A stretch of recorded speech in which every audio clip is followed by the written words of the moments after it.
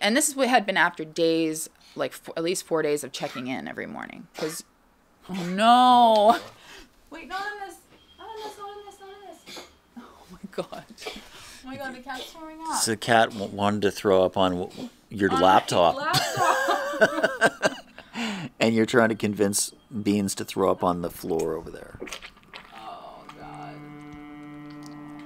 God. Journalistic objectivity forbids me from helping you clean up the cat puke. Right? Oh, I know. I'm Garth Mullins. This is Crackdown. Episode 27. Cop Baked In.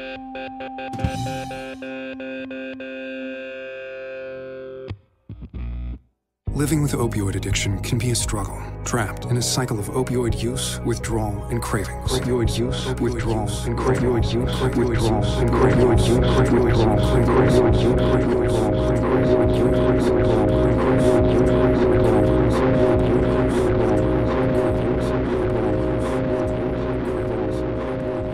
On Crackdown, we try to uncover the forces of control that are deployed against drug users. Sometimes that control comes at us in direct ways, like a cop slamming you into the pavement, or a social worker taking your kid away. It's violent and coercive and you can't miss it. But often, that control comes at us in a more insidious way. It can come at us in the form of a bad idea, planted in our heads by a doctor, parent, or social worker. Or it can come in the form of a molecule, a little cop, baked right into our medication.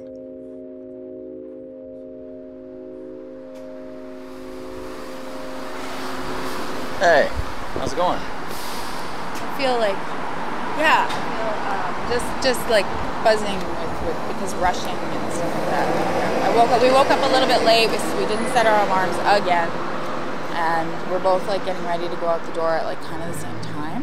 What do you need for today's mission? Do you have it? So I have water. All right. This looks like coffee, but it's not. But I think getting coffee is good.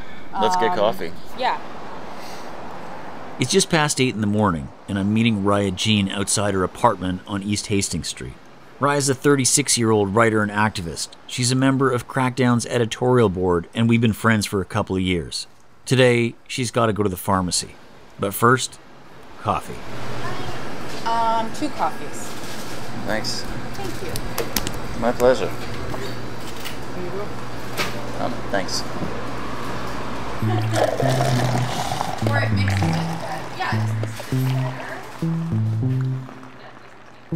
Reija grew up in Thunder Bay.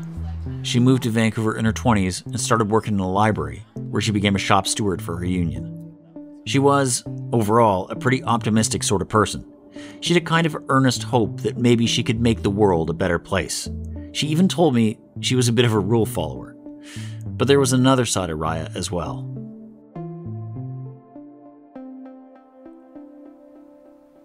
You told me that in Thunder Bay you used to have a nickname. Can you remind me of what the nickname is? The nickname was Rage because I would get really angry. But only certain people see it. Only certain people are able to see it. Yeah, I haven't known that part of you. No. Yeah, so I keep that really bottled up, I guess.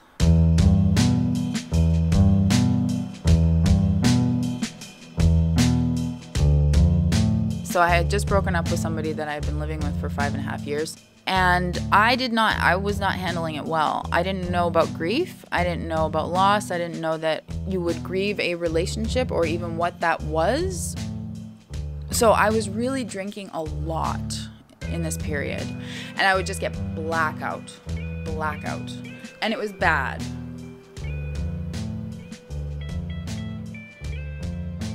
This period of Raija's life was dominated by loops.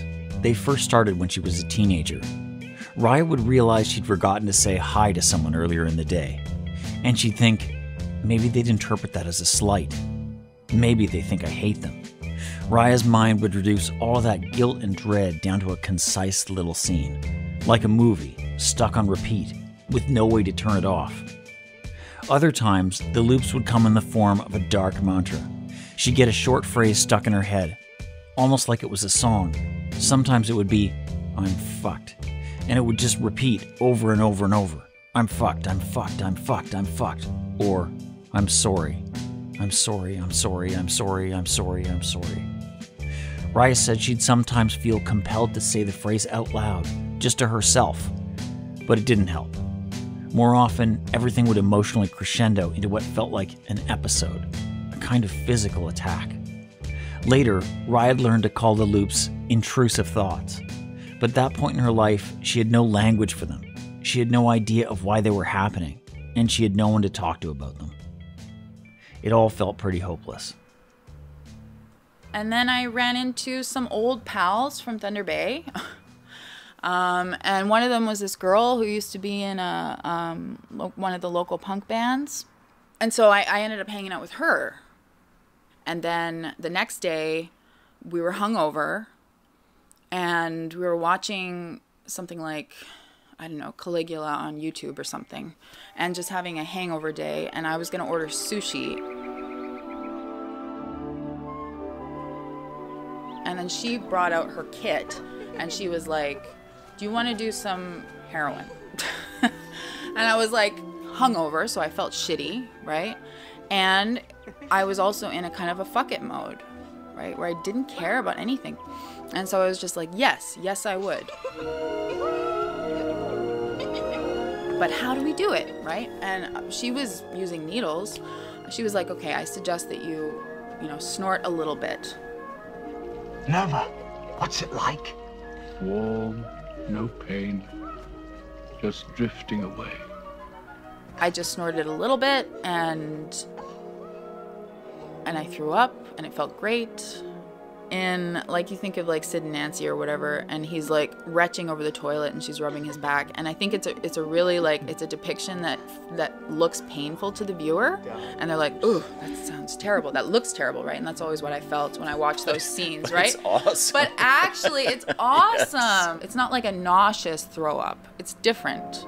I would say like it feels like silk coming up through my throat or something. I'm pulling a silk scarf Like a magician, out of my throat. all the colorful. Yeah. Yeah. And then I remember going home that night and feeling really wobbly still, and just thinking like, okay, now I have this like secret thing that I know that I can do on a Sunday when I'm hungover. They were appalled. I do hope so. But is it wise? Using something like down will like mute the thoughts. It'll just mute them, right? And then you don't really worry about things, and then you have all these ideas that are fabulous, and then the next day you wake up and you're like, what the fuck? I'm never gonna do these things. Anything. And that was what drinking was like for me for a long time too. So I've always been sort of coping in those ways. So it's just an easy way of coping with stuff I can't control. For the next few months, Reija lived a kind of double life. She was a hyper-competent, buttoned-up shop steward by day, and a secret dope fiend by night. It was the kind of dichotomy that reminded Reija of one of her favorite songs. You wrote this essay about Jane Bainter, who's the muse for Perry Farrell and Jane's Addiction. They wrote that song Jane Says about her. And you feel a certain identification with her. The difference between you're going to work and trying to put on this facade and your more, I think you called it salacious life at night or something. Yeah. And also sweating under the fluorescent lights in polyester seemed very unpleasant, and it was something I was very familiar with. And it gave me a lot of comfort because at the time I wasn't out at all, and I was working a white-collar job.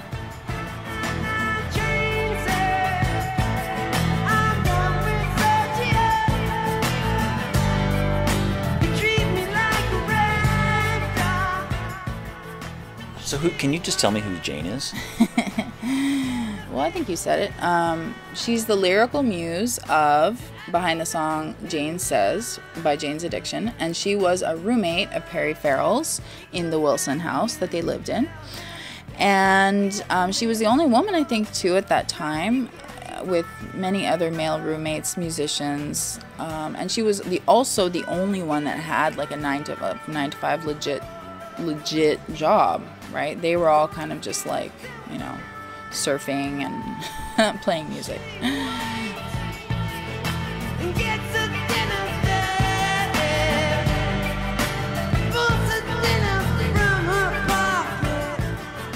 So Reija carries on like Jane Bainter, sweating under the fluorescent office lights by day and secretly using down at night, more and more often. In 2016, Reija starts dating a guy named Randy. Randy and Reija had known each other from the punk scene back in Thunder Bay, where Randy was a singer for some of the local bands. At the party after the show, Reija was the bored girl in the corner. One night, Randy engaged her in conversation.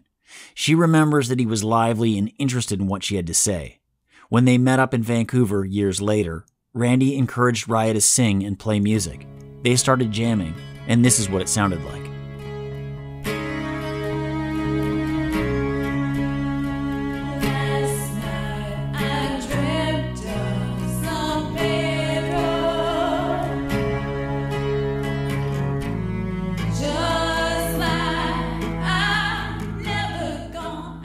Soon, Reija and Randy are living together in the basement of a house in East Vancouver. They do down together, but in pretty small quantities. This was just around the time that fentanyl was coming to dominate the drug supply in Vancouver.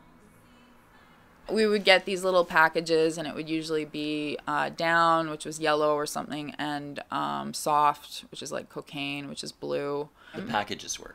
Yes. Yeah. I had a minimal awareness of the fentanyl situation that was going on. I knew that people were overdosing. I knew it was a thing, but for some reason I had not made the connection at all between the stuff that I was using could be fentanyl. I think I still believed that it was heroin at that point. I don't think it was. I don't know if it ever was. Reija says it was usually Randy's job to meet the dealer, because she wasn't comfortable in those kind of situations. But there was this one time when Randy was at the store when the dealer pulled up. And so I just brought it into the bedroom. I was waiting for him to get back, and I decided to do my normal amount, snorting it, which was just a tiny line of it. Just a tiny line. I don't even know, like less than half a point or something. And it just knocked me right out.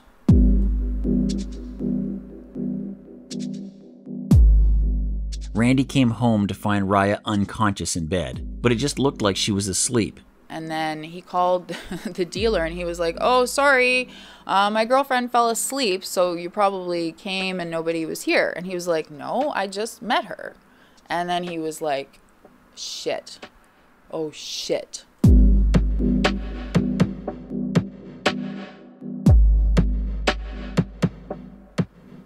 These were the days where we didn't have naloxone.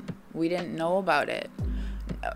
We wouldn't have known to even run in the street and ask our neighbors. They wouldn't have it. He had to like drag my body from the bedroom to the bathroom, like my dead body, because he thought, okay, put them in the shower. That's what you see, in movies. And it didn't work. He had to drag my body out of the shower and like prop me up somehow. He couldn't find the phone. You know what I mean? It was just a mess. And he said, like, I was blue. Like, I was not breathing.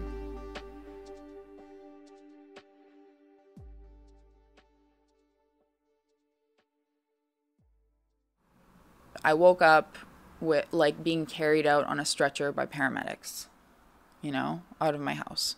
And so my first thought was like how embarrassed I was that my roommates were going to see this, that they're going to have questions for me when I get back, that my neighbors are going to see this, that these nice ambulance people are going to think that I'm a terrible person, and treat me horribly. I was so petrified of being treated like shit. As I interview Reija, this part sticks out. I know what it feels like to worry about neighbors looking down on you or the nice ambulance people judging you as some kind of irresponsible dope fiend. Because I had tried detoxing at home. I had tried detoxing in a hotel downtown. I had tried all these things that did not work.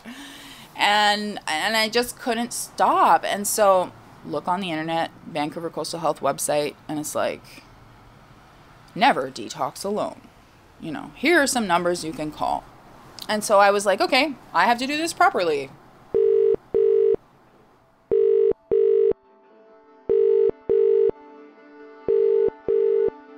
At first, Reija's plan doesn't go much further than just kick dope, stop using, entirely. But what about the intrusive thoughts? What would she do about the loops without the euphoria? Reija decides that's a problem for another time. The drug supply is just too dangerous. The shame is just too palpable. Sobriety has got to come first. Reija calls one of the numbers from the Vancouver Coastal Health website. She talks to a receptionist with a program called START, or Substance Use Treatment and Response Team. The receptionist seems really friendly over the phone and schedules Reija an appointment. It's, I think, on the 3rd floor or something, so you get off the elevator and you go down the hall. It was sort of tucked away, and it would say something like, I don't know if it's a detox, home detox, or with just withdrawal management or something like that. And so they have a nice painting on the wall, and they have actually like 2 white lounge chairs, and you're like, you can sit anywhere you want, but those lounge chairs are quite comfortable. So where did you sit? So, I sat in the lounge chair. That's right, you told me you were a bit of a rule follower, so you would sit in the lounge chair, right? Yeah, I would, yeah. And also I wanted to because they look nice. Fair enough, yeah. After waiting for a while, Reija sees a nurse. She's expecting the 3rd degree, some kind of big lecture about her drug use. But she doesn't get one. Instead, the nurse has a proposal.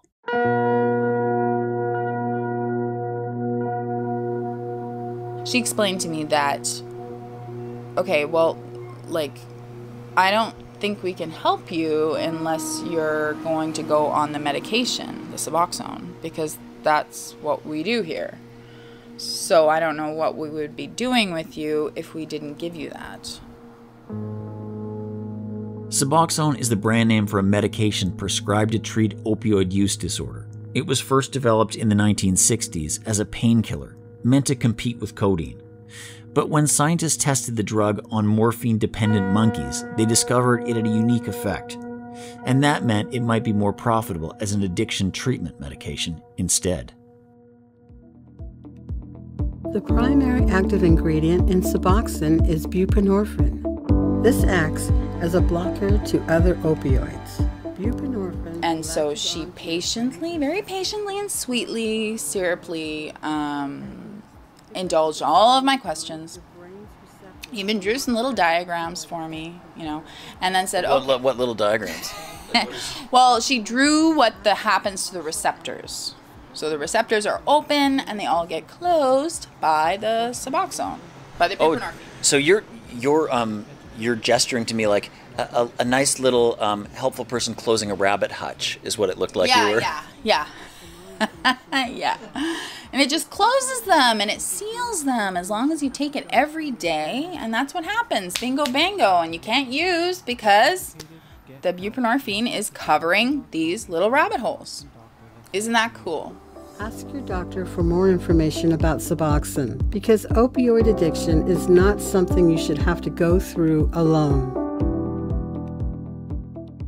The nurse explains to Reija that once your opioid receptors are covered by Suboxone, you can't really build a high. If you try to take more Suboxone, the feeling won't really increase. If you try to take some other kind of opioid, like heroin or methadone, same deal. You can't build it up. You can't get high. If you try to get creative and shoot Suboxone, then you're in for a world of hurt because Suboxone has naloxone in it, and that shit is gonna drain your system of opioids all at once. That's called a precipitated withdrawal, and it's vicious. All of this made Suboxone a lot different from methadone. Many methadone users like me, well, we chip. We don't always stick strictly to just the methadone. And that means we top up our prescribed dose with illegal opioids. It's a lot harder, though not impossible, to do that on Suboxone. Reija says that this was all advertised to her as one of the main benefits of this stuff, that she'd have less craving and withdrawal symptoms, and less euphoria too. This is what they said. Some people will say that at the beginning they have this euphoria feeling, but I think it's more just the absence of sickness. But whatever it is, it will go away. don't worry. Okay, I'm not worrying. You know, it's like as if my biggest fear is that my medicine would actually make me feel good for an extended period of time. So I had to first have a consultation with the nurse, then with the doctor. The nurse, I remember, made a very big deal about this doctor, saying like, oh, you're lucky because this doctor's in today, you know, kind of in a salacious way. And it was like, oh, we all kind of have crushes on him. He, right? So what was he like? He was very assertive and domineering, kind of. He said, look, if you don't cut this out, you are going to end up on the downtown east side. You know, like, because he had a little bit of some sort of European accent. Right.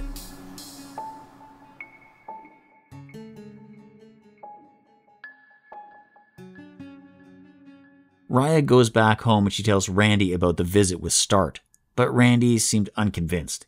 He'd been on methadone for a long time, and he was worried that any kind of medication-based treatment was the wrong way for Reija to go.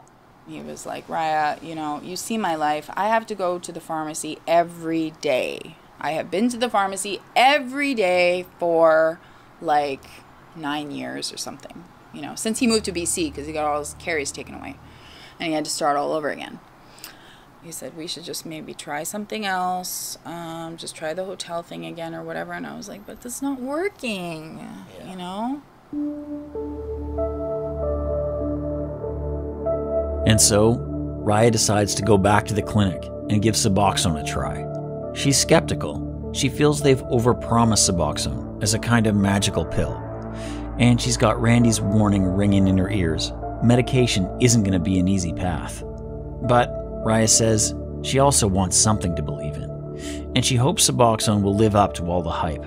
Doctors say every rehab center in the country should be sending addicts home with a prescription for Suboxone and a relapse prevention plan. There's something about the opioid-addicted brain that your brain chemistry changes, and it's very difficult to stay abstinent and safe without being on long-term medication. Suboxone has a much better safety profile compared to methadone. Nolan says Suboxone is not even in the same league as methadone because it's hard to abuse. It was something that people felt very comfortable in pushing because of its safety profile, because of its evidence base. In the case of youth, because they couldn't really get high on it. This is Danya Fast, a professor at the University of British Columbia's Department of Medicine and one of Crackdown's science advisors. Danya was leading research projects on young people who used drugs when the overdose crisis was declared. Back in 2016, Danya says it was clear that Suboxone was becoming more and more easily available to young people. Studies had shown that people were less likely to overdose from taking too much Suboxone as compared to other kinds of opioids. But I think the doctors and politicians felt comfortable with Suboxone for another reason as well. Because it stole our euphoria. In my experience, lots of doctors have a completely old school and intolerant view of drug use. They're just like, you ain't gonna get high off anything I prescribed. And lots of politicians feel the same way.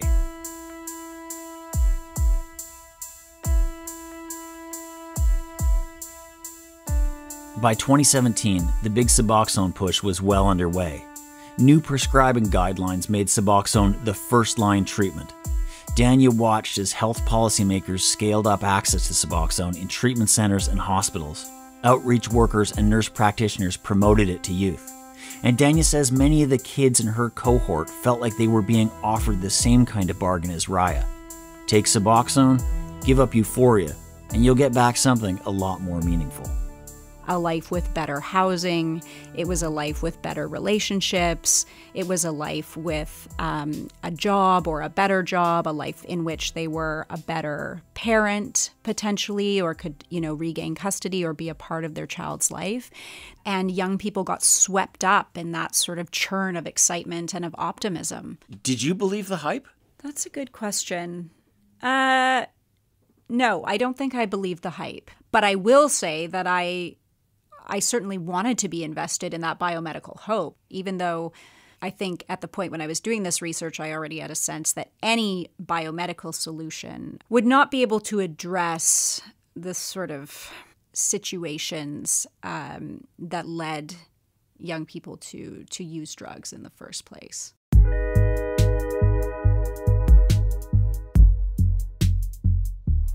Before you take your first 2 milligram pill or whatever, they say, Reija, are you ready to start? They do, they say that. And it's like, oh, because it's the START program, right? Like, are you ready to start? So fucking cool. I know. And then what happens? Do they watch you or what? No, they leave you alone in the room to just, process it. And then they come back about 25 minutes later or something. How did you do?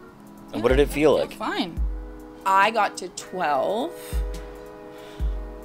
and I was fine. Actually, I was like, zing! Like, I was like, whoa, like, I feel great, And then they were like, we can stop now, because your receptors are sufficiently covered. Reija keeps taking Suboxone, and just like the nurse promised, the initial buzz fades. And then she's left with a kind of flat line. Not getting high, but not getting dope sick either. Reija's able to stop using down almost entirely, but it's clear right from the start that Suboxone is only going to take her so far. She's still got intrusive thoughts, and she still craves dope.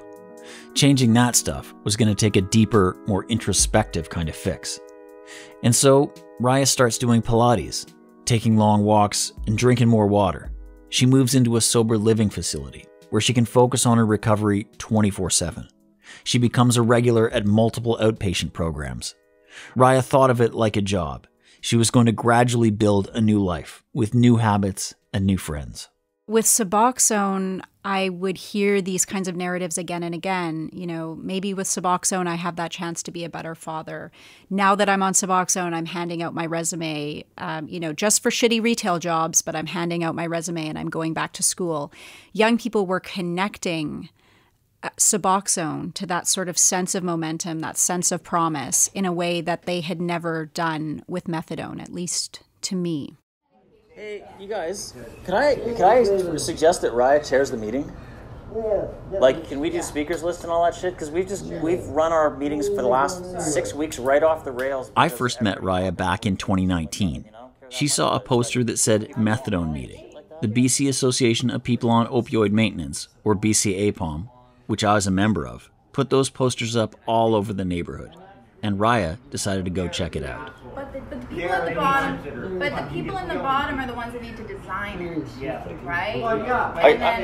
So hang on. BCAPOM had a lot to fight for at this time.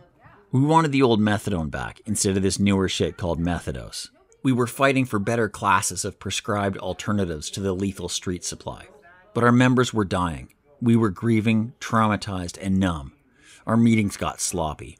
We didn't always do a good job of sticking to the agenda. But Reija was a lightning bolt in a jean jacket. Can I do a speakers list, Laura? Yes. So that was one of my... The board, meets to organize the campaigns and the activity of the group and stuff. Yeah. But we have, not really got a good filing system, right? Like, there's spiral-bound notebooks with minutes in it going back years. Yeah.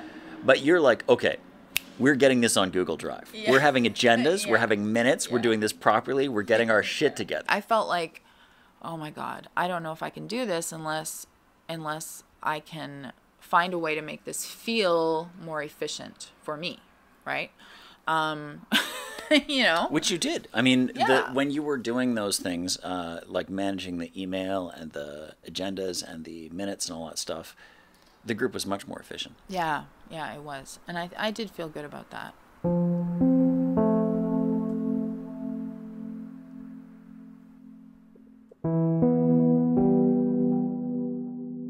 Reija gave the group something really important, and I like to think that we gave her something important too.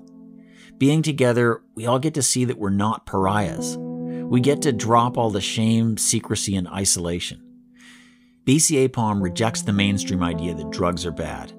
The idea that only bad people want to get high, and that good people want to get well, through abstinence or medications like Suboxone. Fuck that. For us, being wired isn't the problem. It's the cops and the deadly drug supply. It's the doctors and the government that keep trying to change us instead of changing their own policies. That's the kind of vibe our meetings had, and I could tell it was resonating with Reija.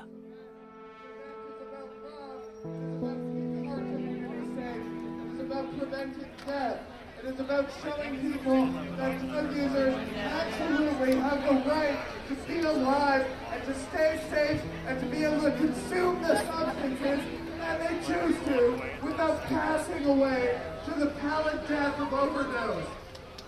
Safe drugs for everyone!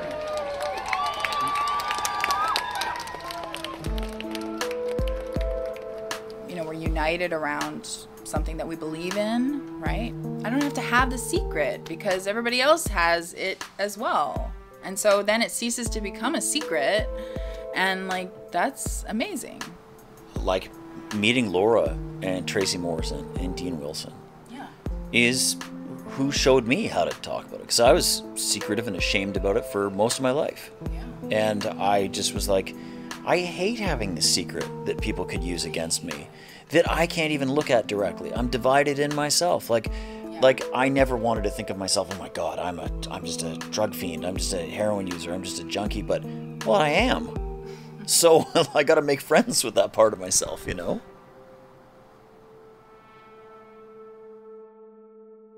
At least from the outside, it looked like things were going pretty good for Reija.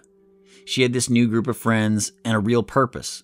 Suboxone seemed to be working okay. Most of us in the group had never been on it, so we were really curious. What was it like?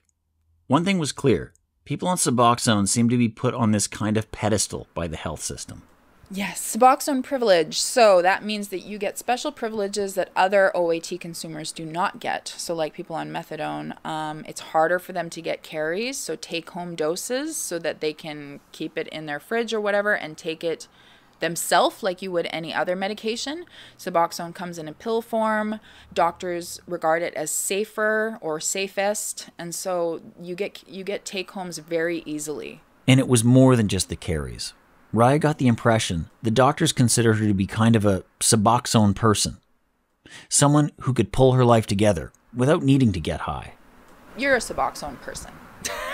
You know, you're not a methadone person. You're not a Cadian person. You're a Suboxone person.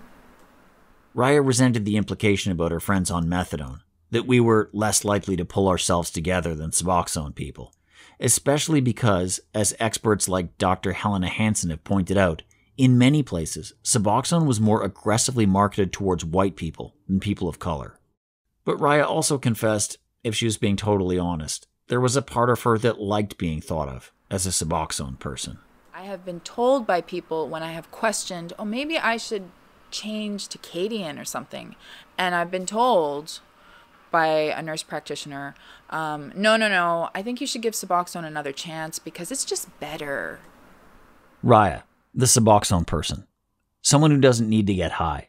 That was a hopeful image to try and hold on to. But the monotonous daily grind of recovery made it harder and harder to hold on to. Especially because intrusive thoughts weren't going away. And neither were the cravings. Well, everybody says that you can't really do down when you're taking Suboxone, but like I did a Google search and I was looking at forums, which, you know, because who else am I going to ask about this? So you researched how do you do down on Suboxone? On Suboxone. So I probably in your Google search history. Yeah. And so I get a range of responses, and some of them are saying that, yes, no, you cannot do it. You will go into immediate precipitated withdrawal. And then there's another commenter being like, that's bullshit, you know? No, you can totally do it. You just do this, right? It started with one small slip. Then Reija's back on the Suboxone. Then there's another slip, and another. Each time, Reija feels a palpable sense of guilt and redoubles her conviction that this time she'll make Suboxone work. But her tolerance for opioids was going up, and the Suboxone didn't just hold her the same way. Eventually, Reija's taken Suboxone every morning and topping up with down every night. Sometimes this feels great. Other times it causes a storm of sickness and anxiety. We started to call this the cop baked in effect. The drug is sort of fighting the fentanyl for your receptors, right? The cop is fighting evil drug for your receptors. And I can feel that fight. My body starts to feel that fight. What does it feel like? It feels like the most horrible anxiety attack that you can imagine. Like, it's like my body starts to sweat. It's like my face is completely wet. I get that prickly kind of tingly feeling all over my body. It's almost like it's like early withdrawal kind of, but it comes on so suddenly. And it's just this feeling of like dread and doom. And your body feels like it's in resistance to something, but like you really just want to relax. I really just want to relax, and I can't. And even if I try to take more, smoke more fentanyl off of foil, for example, that doesn't seem to make it go away. So you have to wait for the cop to go off duty? Yeah, or lose. Lose the fight? And lose the fight, yeah.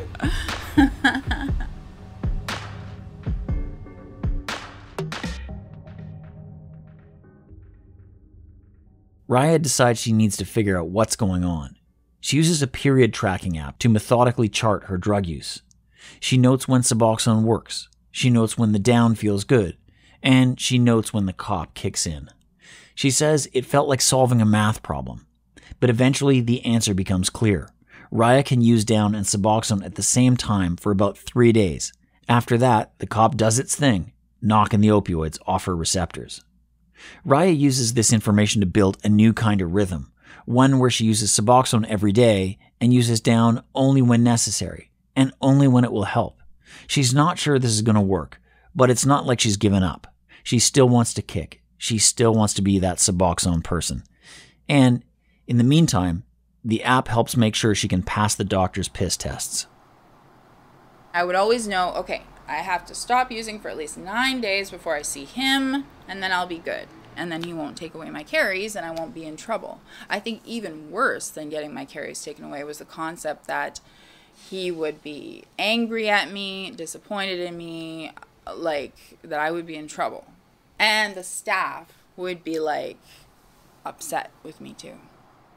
Around this time, COVID-19 hits. And it totally fucks up the organizing we were doing at BC APOM and Vandu. Some meetings tried to bump along over Zoom, but it wasn't the same as before. Good evening, I'm Adrian Arsenault. And I'm Andrew Chang. Tonight, how long can these extraordinary measures to stop the coronavirus last? We've heard anything from weeks to months. From travel bans to closures, is this the new reality? Canada on a COVID threshold. As the pandemic wore on, it got hard to find any dope without benzos in it. Benzodiazepines had been creeping into the drug supply since 2018, and now it was really coming to dominate. The combination of benzo-like substances, such as etazolaam and fentanyl, can easily overdose you. Or you might just black out for hours. You forget whole days, even weeks. Non-fatal overdoses can last hours instead of just a few minutes. At Vandu, people were forgetting what the meeting topics were, or blanking on decisions we'd made last time. Everyone was talking over each other. Sometimes a person would just wander away from the meeting. We were descending into chaos. In early August, I was at a BC APOM meeting, and Reija was supposed to be there too. But she didn't show. I texted her, and after a few hours, she responded. "Randy's passed out on the bedroom floor," she texted. "I can't wake him, and his body is heavy and stiff." I called immediately and got no response, so I rushed over.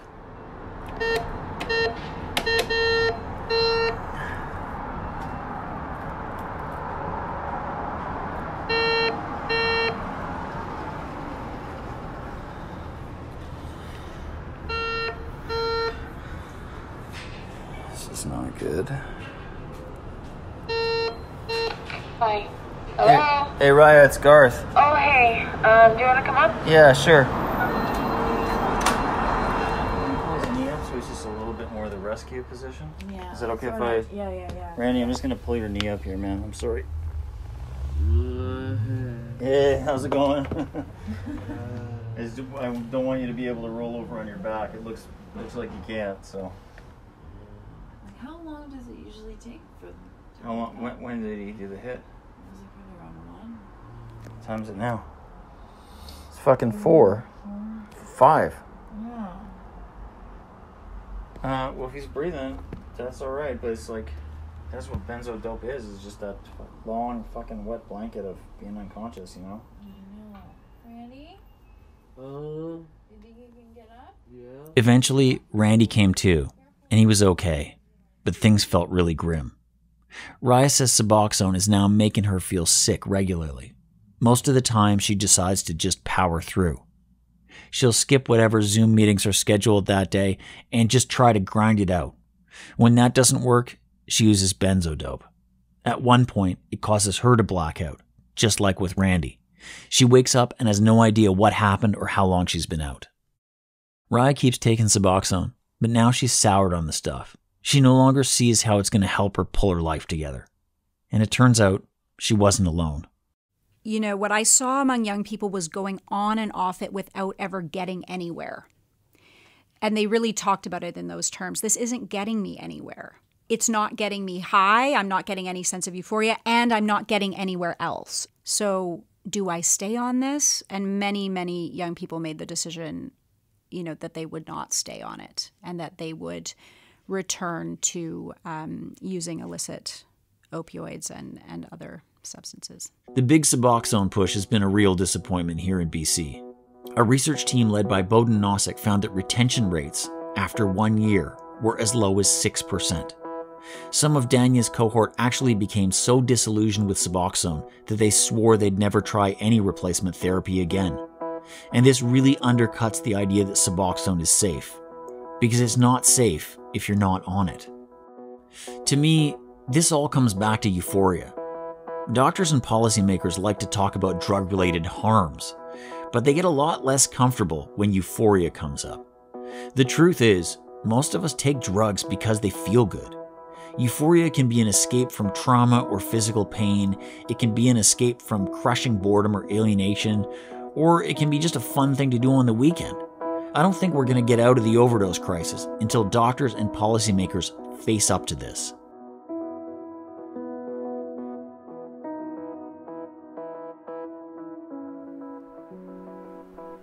So you guys have been like grinding it out the last few days, trying not to use, right? Yeah. Do you think this is the one that sticks? No. No, I don't. You're hearing my final interview with Reija. We've been working on this episode for months. The whole time, I tried my best not to talk shit about Suboxone to her, because I don't think it was my place, and I didn't want to crush her hope. But now it was pretty clear. This stuff just wasn't working for her. And so I decided to ask gently, why not try something else? It has been suggested to me that I switch to methadone, you know, as I was telling you.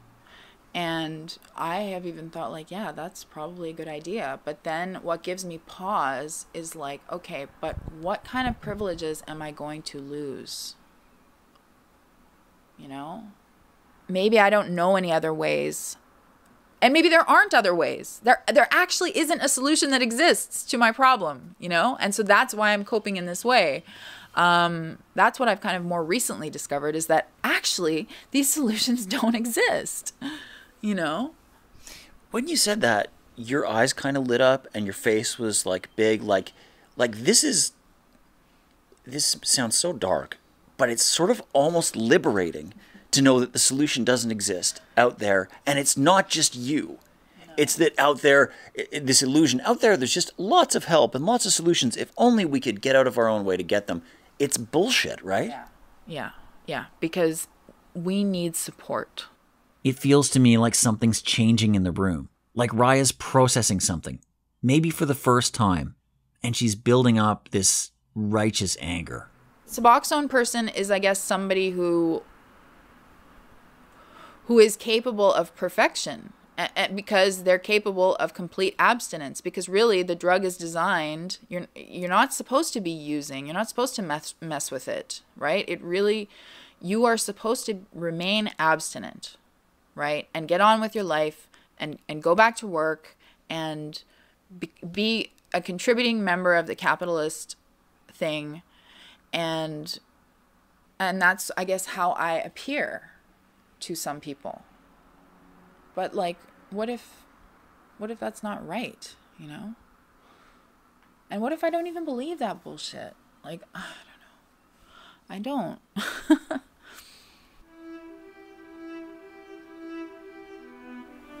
People get high because of a reason, whatever the reason is, right? And so you can't just take it away from them. That's not going to work. So if a drug is blocking me from getting my needs met, then that means I'm not getting my needs met. I just don't believe that you can deprive somebody of their coping mechanism, plus their family connections, plus any social connections that they have, and that they are going to get better. That's what causes most of the trouble, right? It's other people designing drugs for us, but really they're designing them for themselves and what they feel comfortable with, right? And that's never going to work. So stop trying to do that. It doesn't work, you know? Like, and if you do that, then you got to be honest with people about the fact that, okay, look, this is a drug designed for people that are going to be perfectly abstinent. Are you that person? You know? But they don't say that. Yeah. They don't say that. Why not? That's what they believe. They're trying to trick us or something.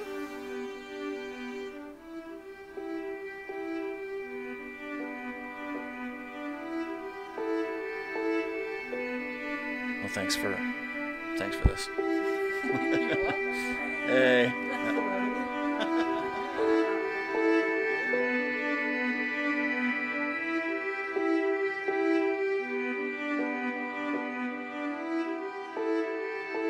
3 days after our last interview, Reija texts me. She's asked her doctor to switch her over to methadone. She tells me it was such a relief to give up on the Suboxone hype. And I was relieved too. Don't get me wrong, subs works for some people. And it's better than nothing. And in many places, you can't even get that. It's just that, well, don't believe the hype. If it ain't working, maybe it's not you that's the problem. Plus, Suboxone, and methadone for that matter, might not be strong enough anymore.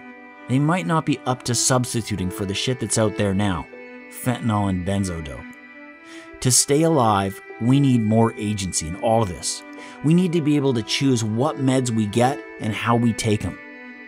I think Raija's going to have a better shot on methadone, because it's not going to fight her receptors in the same way Suboxone did. Methadone will allow Reija to get high when she needs to, and that could make all of the difference. But I know this is a start of a whole new struggle, and it's going to be hard. Raija's going to have to go to that pharmacy every day and drink her methadone under the watchful eye of staff. She's going to have endless urine analysis tests, and she's going to risk getting her dose reduced, or even cut off. But right now, Raija's hopeful, so that's how I'll feel too. Just after taking her first dose of methadone, Reija texted me, "I can't believe how much better I feel. And I've been getting so many of my to-do list items done. I got out of bed early. I can do stuff again, like write and make toast and not feel like I'm dragging bowling balls around." And she ended the text with a little smiley face.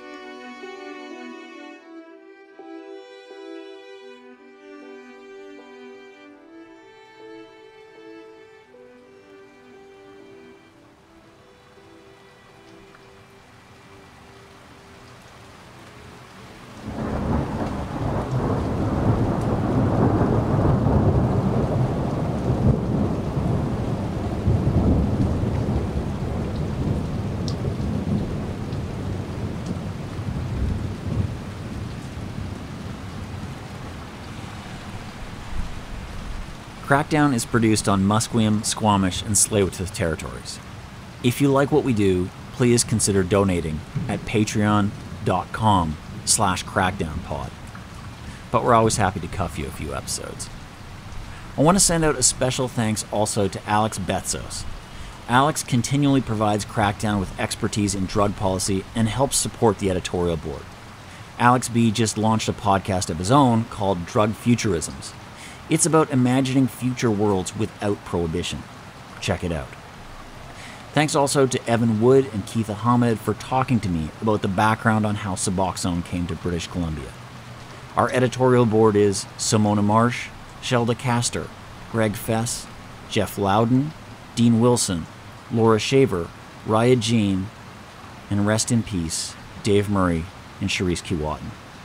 This episode was conceptualized, written, and produced by Reija Jean, Sam Fenn, Alex DeBoer, Lisa Hale, Danya Fast, Ryan McNeil, and me, Garth Mullins. Sound design by Alex Kim.